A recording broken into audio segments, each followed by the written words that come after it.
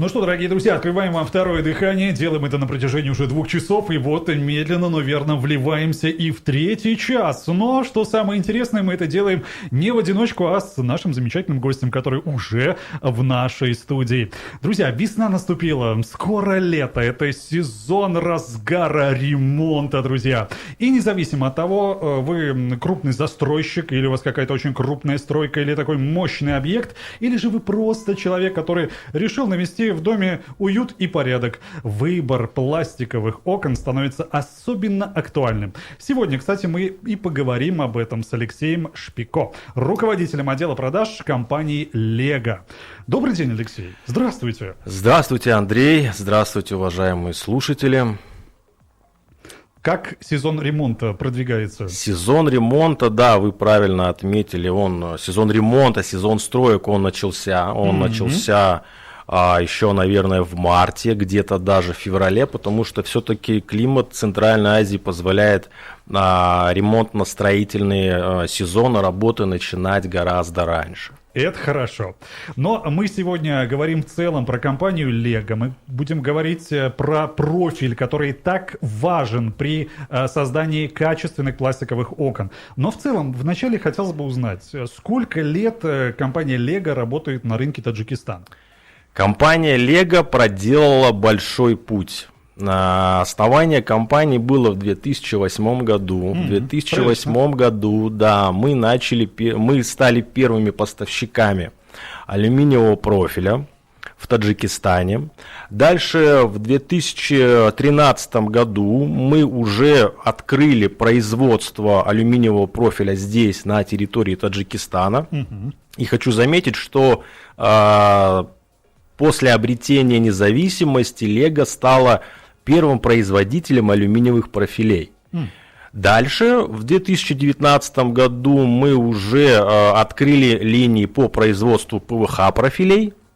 И вот в этом году мы торжественно в присутствии уважаемого президента открыли полноценный завод по производству ПВХ профилей. Ой, замечательно. Ну, поздравляем вас. Спасибо. Столь значимым, мне кажется, достижением компании. Но мы, когда смотрим на внешний вид пластикового окна, в принципе, он обычному обывателю ничего не говорит. Ну, вот посмотрели, красивая форма. Вроде двойной нам сказали там стеклопакет. Вроде бы сказали пластик какой-то супер-пупер качественный. Но все-таки ведь главные детали-то внутри находятся. И вот хотелось бы узнать, что такое армированный металл в пластиковых окнах и зачем он вообще там нужен, казалось бы нам. Простому обывателю это сложно будет объяснить и понять, но вы как специалист, я думаю, донесете эту информацию. Совершенно верно, Андрей. Когда люди смотрят на пластиковые окна, для них это просто прямоугольник, квадрат из пластикового профиля. И вот, может быть, сейчас для кого-то будет открытием и откровением, но на самом деле в пластиковом профиле, в любом пластиковом окне, повторюсь, абсолютно в любом, должно быть то самое армирование, о котором вы и спрашиваете. Если простым языком, армирование – это металлический усилитель внутри окна, внутри ПВХ профиля для того, чтобы ПВХ профиль элементарно не погнуло. Чтобы он сохранял свои характеристики и свойства, которые у окна, собственно, и должны быть. То есть, если форма квадратная, чтобы он оставался квадратным. Если форма прямоугольная, чтобы он оставался прямоугольным, чтобы не кривило, не скосило его, и чтобы он, конечно, не расплавился, особенно в климате Центральной Азии. Имею в виду, когда температура будет высокая, профиль начнет деформироваться. И вот этот самый металл, он будет позволять профилю, то есть окну, сохранять его характеристики. Но вот если действительно внутри нет этого армирования, считай, пропало? Скажем, считай, пропало. Потому что, не существует таких ПВХ-профилей. Есть, конечно, один ПВХ-профиль из стекловолокна на сегодняшний день.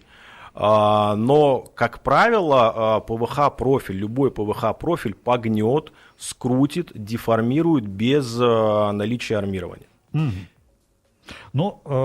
Смотрите, вот действительно погода у нас очень изменчивая. Климат в Таджикистане резко континентальный, скажем так, да?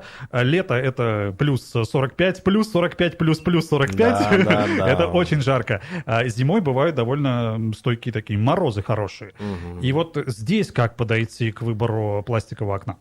Ну, смотрите, вернемся к армированию.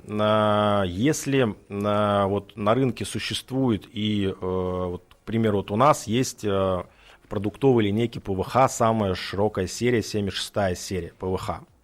И вот есть иногда заблуждение у потребителя о том, что вот, дескать, я сейчас установлю самую широкую серию, и мне в ней металл не понадобится. Ну, она у нас шестикамерная, то есть 6 камер внутри профиля. 7,6 это имеется в виду 7 сантиметров, 6 миллиметров. То есть довольно широкая коробка будет, довольно широкая створка. Толщина внешних стенок тоже минимум там 2,2, 2,5. В каких-то случаях доходит до 2,8. И вроде бы эти показатели говорят о том, что это окно не деформируется. Нет. Нет и еще раз нет. К сожалению или к счастью, даже в такие мощные ПВХ-серии нужно вставлять внутри металл. И если мы будем говорить про климат, это, наверное, на самом деле тема такая довольно обширная. Мы можем, если нашим слушателям понравится эта тема, можем ее немножко развить и уже более детально поговорить о каких конструкциях. То есть какие конструкции должны быть в Центральной Азии, учитывая климат. То есть там, например, термоалюминий очень важен. А если будем говорить про армирование, я бы сказал, что каждый потребитель, устанавливая себе пластиковые окна, должен задуматься о том, чтобы у него внутри его окна был армирующий металл. То есть неважно, либо это 60-я серия, более экономичный вариант, либо это более премиальные серии 76-я серия, как в нашей продуктовой линейке. В той или иной серии должен быть армирующий металл. Если вдруг потребитель захочет, чтобы его створка была чуть выше, нежели, например, к примеру, у соседей, вот он увидел, там, не знаю, высота створки 1,2, он хочет 1,4. То есть о любых допусках, которые превышают норму, тем более нужно говорить о металле. И металл должен быть не просто, как вот, к примеру, здесь в Таджикистане я видел металл 0,3. Я видел металл 0,5, там 0,9, 1,2, 1,5, двойку я пока не видел. Так вот, если потребитель захочет установить себе окно и сэкономить на своем собственном окне, и, к примеру, поставить металл 0,3, ему это никак, к сожалению, не поможет. То есть, что есть металл 0,3 внутри, что нету металла 0,3 внутри, ну, как бы это никак совершенно не повлияет. Я бы вот рекомендовал хотя бы остановиться минимум на 0,9. А если потребитель захочет поставить 76-ю серию, то там минимум нужно останавливаться на металле 1,2. Но вот сама ведь конструкция ведь тоже утяжелится благодаря 0,9, как вы говорите, толщине металла. Ну так в этом и суть. Если, например, это широкая серия, она утяжелится. И, соответственно, в серию, которая сама по себе утяжеляется, в ней должен стоять более плотный металл. То есть все логично тогда? Да. Тогда все логично. А вот сам металл, какой он используется? Если непосредственно брать, поскольку все-таки и влага, и всякого воздействия рода, то есть среда окружающая воздействует на металл, он должен не ржаветь, очевидно, да, как я понимаю, да. Какая-то вот марка должна быть металла определенная. Ну, смотрите, есть 3 металла, которые используются в армировании ПВХ профилей. Это нержавейка, это оцинковка и это алюминий. Вот третий вариант вообще не имеет смысла рассматривать. Алюминий, это мягкий металл, как он может быть в качестве армирования. Дальше у нас остается оцинковка и нержавейка. Вот, как правило, используют оцинковку. То есть нержавейка это именно в каких-то прибрежных районах, где, да, может быть повышенный риск коррозии. Это, наверное, дорогое удовольствие. Ну да, совершенно верно, конечно, нержавейка, это удовольствие подороже, поэтому, как правило, используется оцинковка, и вот производители оконные, которые дают гарантии там на свои профили, на свои окна там 10, 20, 40 лет, без проблем оцинковка там может простоять. Сколько компания Лего дает? Срок эксплуатации нашего профиля 40 лет. 40 лет. Боюсь, он меня переживет. Ну, это стандарт такой, знаете, ну, довольно, наверное, уже такой, ну, как бы принятый, распространенный, может быть, давно заведенный, то есть, ну, без проблем 40 лет простоит. Вопрос второй, другой. А как были собраны эти окна? Потому что вот одно дело есть гарантия на профиль, а другое есть гарантия на окно. И это вот уже немножко другие истории. Другие истории, абсолютно верно. А вот все-таки мы вот затронули толщину металла. А вот если брать такую широкую практику, какая толщина металла применяется так в среднем? Ну, смотрите, мы, конечно, наша компания рекомендует устанавливать металл минимум 0,9. В среднем по ГОСТу идет металл 1,2. Почему все-таки наш потребитель склоняется к металлу 0,9? Здесь есть несколько пунктов. Первый, самый распространенный, потребитель, к сожалению, по своему незнанию хочет сэкономить на своем окне. И иногда, когда потребитель приходит, например, к нашим переработчикам и говорит, я хочу вот установить себе пластиковое окно, там, не дай бог, вообще без какого-либо металла, или, может быть, даже предлагает по незнанию, давайте вот вы мне сделаете металл 0,3, внутри 0,3, то наши переработчики, конечно, отговаривают его, и мы следим за тем, чтобы в наших окнах стоял металл минимум 0,9, чаще это, конечно, 1,2. И вот 1,2 это то, к чему нужно стремиться. Но, к сожалению, повторюсь, что потребитель по своему незнанию, он пока не готов, может быть, у себя внутри в голове переплачивать. Хотя я бы не сказал, что это переплачивать, потому что скупой платит дважды. К сожалению, по моему опыту работы в Центральной Азии, это вот уже больше 8 лет, к 9 годам подходит, я на своем опыте видел вот это вот желание сэкономить, и потом, как это желание выливалось в переделку окна. Кто-то вовсе просто свои окна, которые он поставил, он вытаскивал и вставлял новые с другим металлом. Поэтому я, конечно, вот пользуясь случаем слушателей, коллег, предупреждаю, предостерегаю, чтобы, может быть, даже конечных потребителей, которые нас слушают, чтобы они все-таки обращали внимание на металл. У меня вот чисто технический такой будет вопрос. Вот, допустим, есть профиль. Я понимаю, что это такое профиль. Это определенная конструкция из пластика.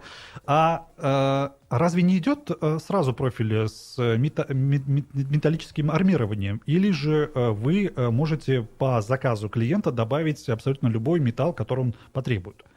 Или как это все? Просто мне вот чисто технически хотелось бы узнать. Да, хороший вопрос. Дело в том, что мы предлагаем нашим переработчикам как и металл, как я уже сказал, 0,9, 1,2, 1,5, так и профили ПВХ, начиная там от 60-й серии, заканчивая 76-й серии. Вот, исходя, соответственно, из серии, как я до этого сказал, что в максимально широкой серии по логике должен стоять максимально плотный металл, и, соответственно, вот к 60-й серии можно там поставить 0,9 металл, хотя я опять же говорю, поставьте 1,2 и проблем знать не будете.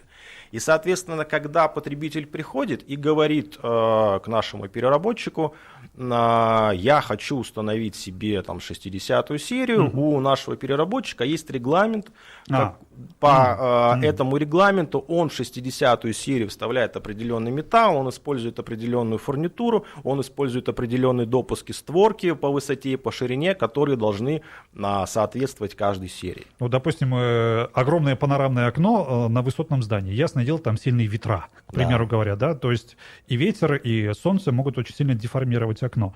То есть если профиль 60-й, грубо говоря, вы посоветуете клиенту поставить туда металл более плотный. Или как? Если мы вообще клиенту не посоветуем туда ставить 60-ю серию, какую-либо... Ну, я к примеру. Ну, все равно, чтобы корректно как бы мой ответ был, если вот такая ситуация, то мы вообще туда, конечно, ПВХ не ставим, но мы ему посоветуем, допустим, пофантазируем, да, что вдруг мы предлагаем клиенту в таком случае поставить ПВХ, мы, конечно же, предложим ему максимально широкую серию, с максимально плотным металлом. Это не потому, что мы хотим заработать, а потому что мы реально понимаем, что если он туда поставит самый дешевый вариант, этот дешевый вариант просто выдавит, вырвет, я не знаю, он просто деформируется от ветровых нагрузок, а если это еще будет рядом с прибрежной зоной, там просто случится весь спектр проблем, которые могут быть. Хорошо. А вот как все-таки недобросовестные производители иногда нет-нет, да экономят на армировании? К сожалению, такое присутствует. Но здесь, видите, опять палка о двух концах. С одной стороны, недобросовестные производители, переработчики, шоурумы иногда вовсе не ставят металл. Например, они могут объяснить клиенту, который, к сожалению, опять же не знает, они могут сказать, зачем вам металл? Вот мы давайте вам соберем вот эту конструкцию, она будет стоять долгие годы, у вас проблем никаких не будет, а металл, это все маркетинговая история, он вам совершенно не нужен.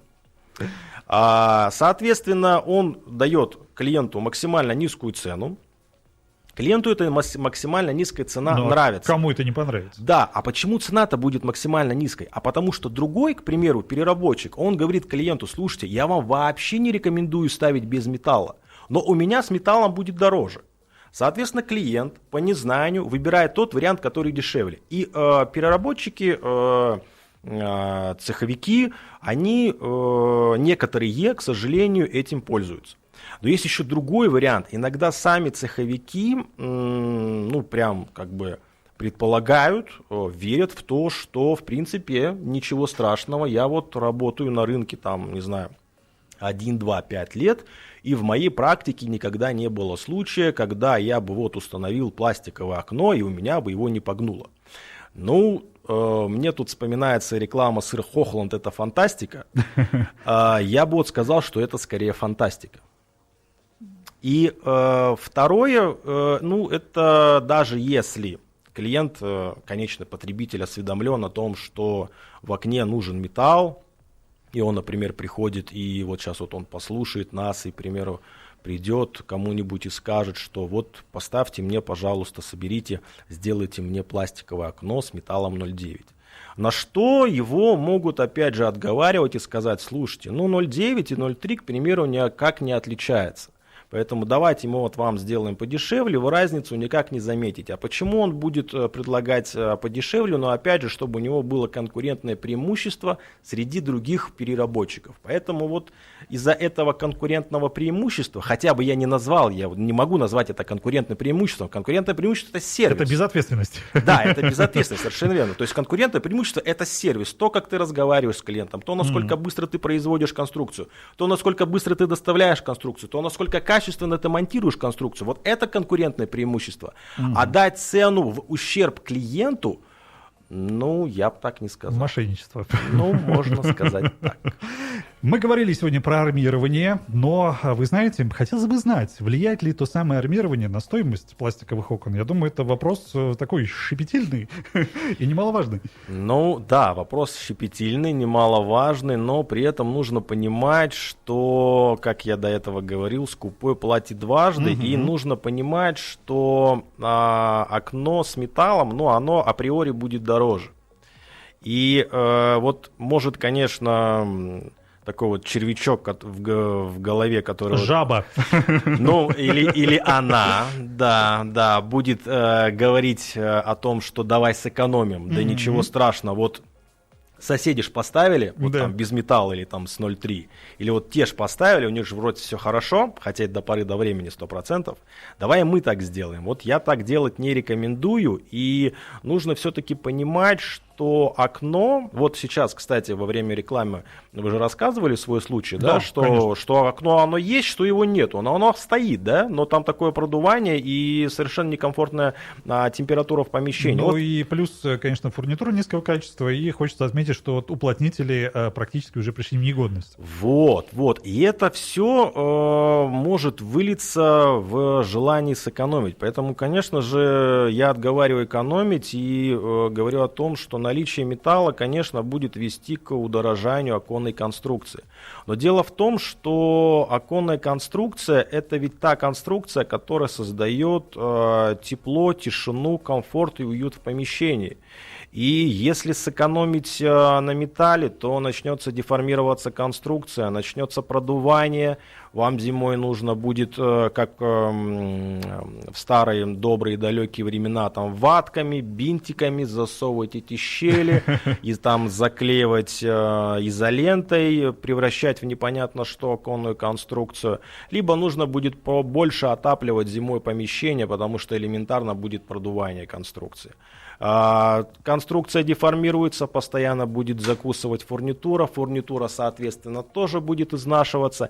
И вот это вот приключение, я бы сказал, с окном, оно будет просто бесконечным. Но оно начнется с чего? Оно начнется с желания сэкономить на армировании. Да.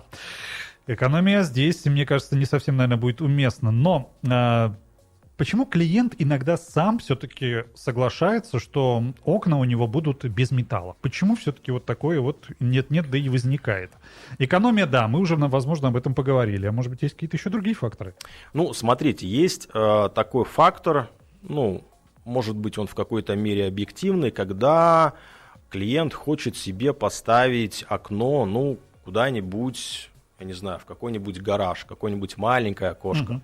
Куда-нибудь, я не знаю, в подсобное помещение, какое-нибудь маленькое окошко, и там, соответственно... Ну, скажем, нежилое, грубо да, говоря. Да, можно сказать нежилое, и он говорит, ну, как бы, зачем мне ставить туда армирование, это будет просто форточка небольшая, маленький просто какой-то световой проем, чтобы просто в гараже, в подвале хоть чуть-чуть попадал солнечный свет. Окей.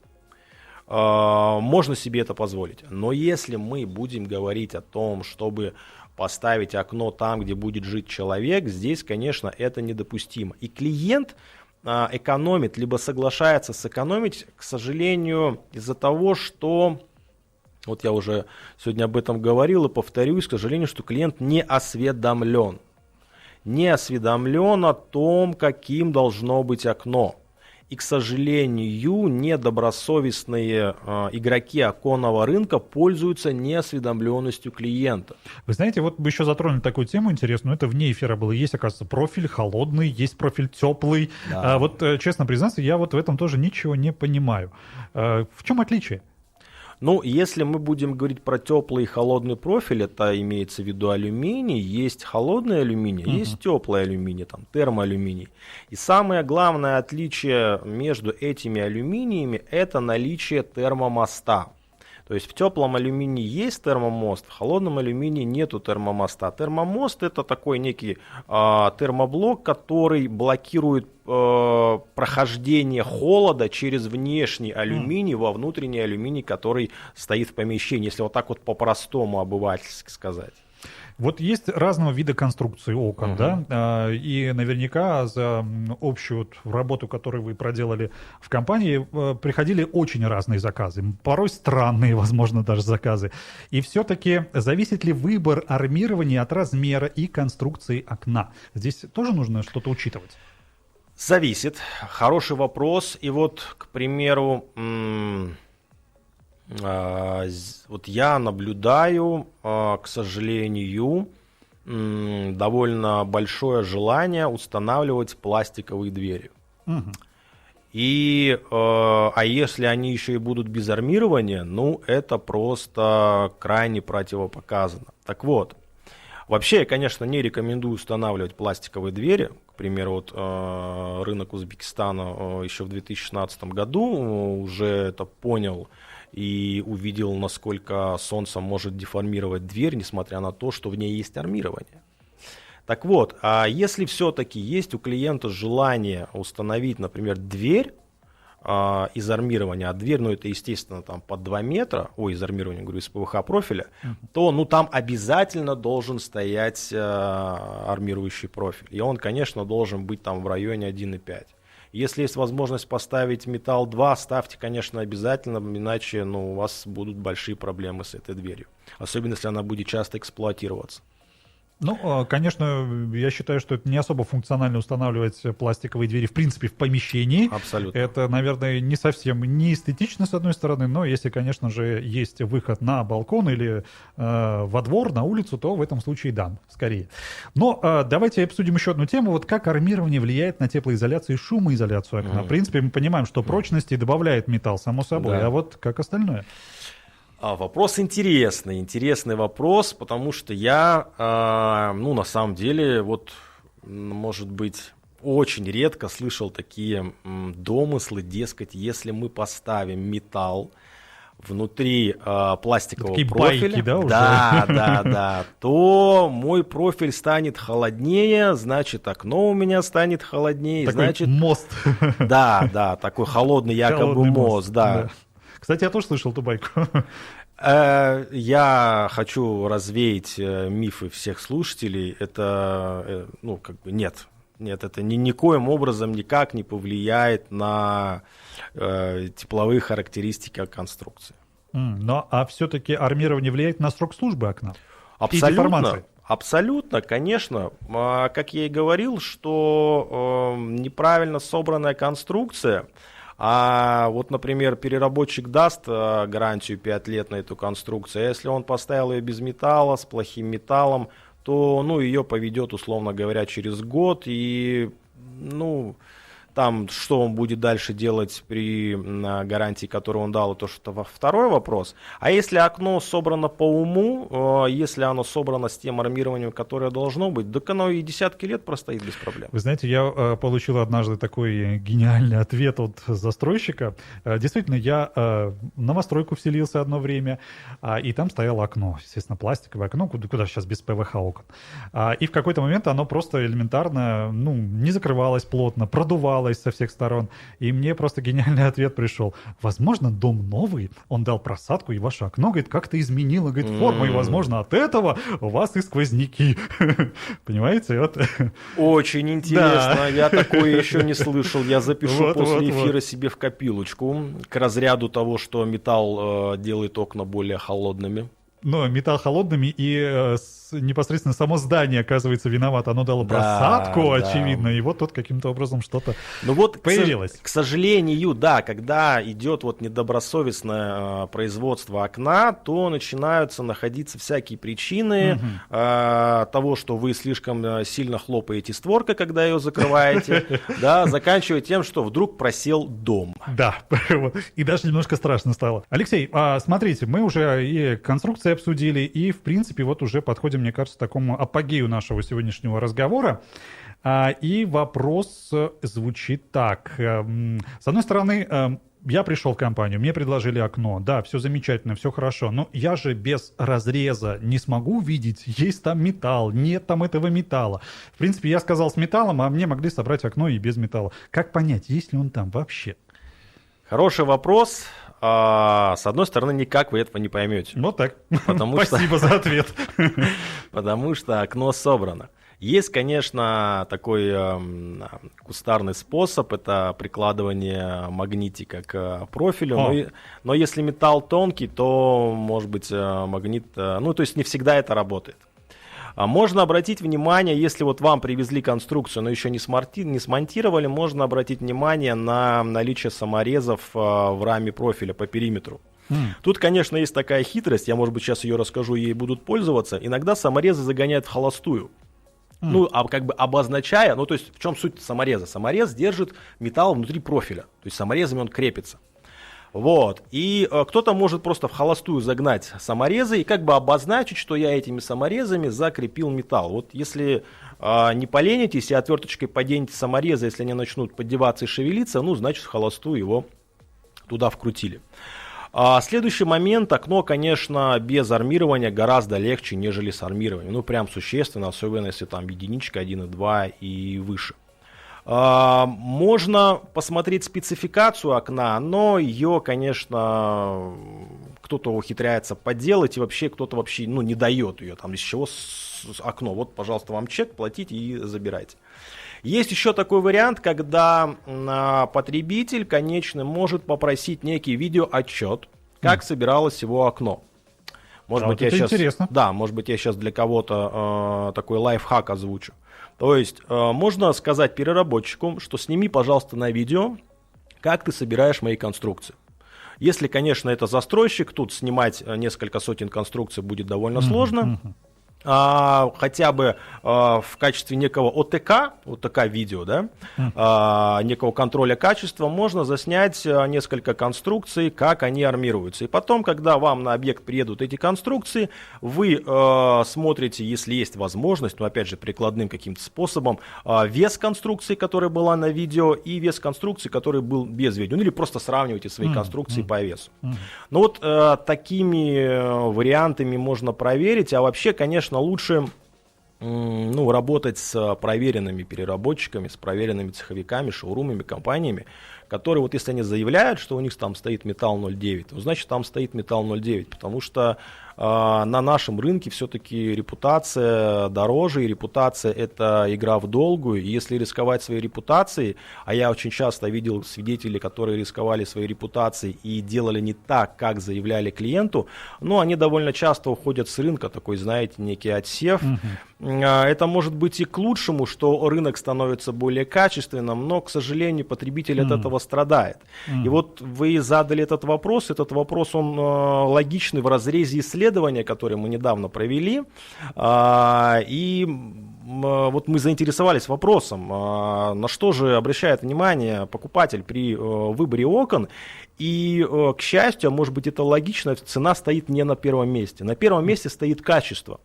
И вот если сейчас у потребителя, у конечного, будет на первом месте стоять качество, то, я думаю, и игроки оконного рынка будут подтягиваться под запрос потребителя. Ну, замечательно. Ну, пускай так и будет. Единственное, вот вы про шоурумы немножко так сказали. Какие вот, где и как найти торговые точки компании Lego? Может быть, это какие-то ресурсы определенные, где можно будет зайти, какие-то калькуляторы есть удобные, где можно будет рассчитать стоимость и так далее и тому подобное.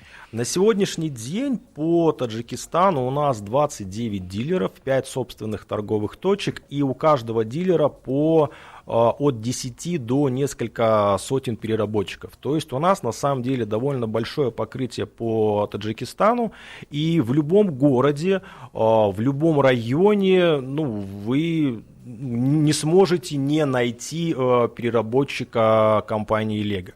Чтобы узнать более подробно, вы можете обратиться на наш сайт. На нашем сайте вы можете увидеть наше покрытие, где, в каком регионе, в каком городе есть цеховики, переработчики, шоурумы Lego. Можете позвонить по номеру телефона, вас сориентируют, например, с какого вы района, с какого вы города и куда вы можете обратиться. То есть мы стараемся быть максимально близко к потребителю, мы стараемся нашему потребителю упрощать наше нахождение и упрощать выбор профилей, которые мы предлагаем. Замечательно. Вот все-таки мы поговорили про окно, его собрали, его все сделали, довели до ума, поставили правильную фурнитуру, поставили правильную, как я понимаю, толщину металла, нужную для конструкции. Но вот, конечно, вы не можете проследить уже путь установки самого окна. Но дает ли компания рекомендации по установке? То есть вы говорите, нет, в этом случае вам нужно использовать вот такие материалы, нет, в этом случае вам нужно использовать, допустим, вот такую фурнитуру и так далее и тому подобное. Можете ли вы вот поделиться, исходя из своего опыта? Ну, конечно же, вот как я до этого говорил, у нас есть регламент по сборке окна. Оно собрано идеально, окно. Да, скажем вот. Так. Оно собрано идеально по регламенту, отлично. Значит, оно прослужит заявленный срок службы. Остается нюанс. Он вроде бы небольшой, но существенный. Это монтаж. Вот сейчас как раз в перерыве вы рассказывали, как вам предлагали установить окно на пену. Так вот, окно на пену, естественно, не устанавливается нашей компанией, нашими переработчиками и монтажниками, которые есть у наших дилеров и переработчиков. Окно должно быть установлено по регламенту. Либо это анкерные пластины, либо это анкерные пластины, это пена, это псул, это гидропароизоляционная лента. Но опять же, если уже требует, так сказать, требовательный клиент, кто-то без гидропароизоляционной ленты, главное, чтобы это окно было зафиксировано не на пену, иначе оно просто вывалится. Ну, конечно. Логично. Но немаловажный вопрос, как ухаживать за окнами, потому что я думаю, что окно сделали, установили правильно, все замечательно, но вот с уходом бывают некоторые проблемы. Вот здесь, знаете, большая какая проблема, когда, к примеру, в строящийся дом устанавливают окно и его эксплуатируют. То есть через это окно проносят какие-то ведра с цементом, с бетоном, с песком. Вот после этого, когда они пытаются закрыть окно, то, конечно же, деформируется фурнитура, деформируются уплотнители, и окно, ну, просто перестает быть герметичным.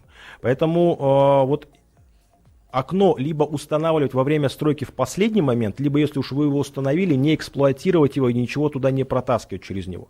Если это просто жилое помещение, ну, тут смазка уплотнителей раз в полгода. Это подтягивание фурнитуры, если вдруг створка начинает провисать, такое бывает, ничего страшного, нужно просто позвать мастера, чтобы они чуть-чуть потянули створку, потому что если створку вовремя не подтянуть, все-таки может быть более сильная деформация фурнитуры. Ну, спасибо, Алексей. Вы нам сегодня открыли новый интересный мир. Я рад, что что-то сегодня новое узнали, вы узнали, наши слушатели. Да, замечательно. Я действительно очень многое узнал, и если мне предстоит ремонт, то я чувствую, буду обращаться исключительно к вам. Потому что действительно хочется получить в конечном итоге продукт, за который ты не переплатишь. А если даже и ты переплатишь, пускай так, ладно. Но, по крайней мере, эта вещь прослужит, как вы сказали, уже порядка 40 лет, как я понимаю. Совершенно верно. Да, это фантастика, друзья. Вот такие современные технологии, строительные технологии тоже не стоят на месте, друзья. Надо это понимать, надо этим интересоваться, чтобы получить лучшее. Вам спасибо огромное. Спасибо вам. Всего доброго. Всего доброго. Друзья, на сегодня эфир наш заканчивается. Все эти 3 часа сегодня провел с вами Андрей Соколов, Лола Назарова и наши замечательные гости. Ну а услышимся уже завтра. Пока-пока.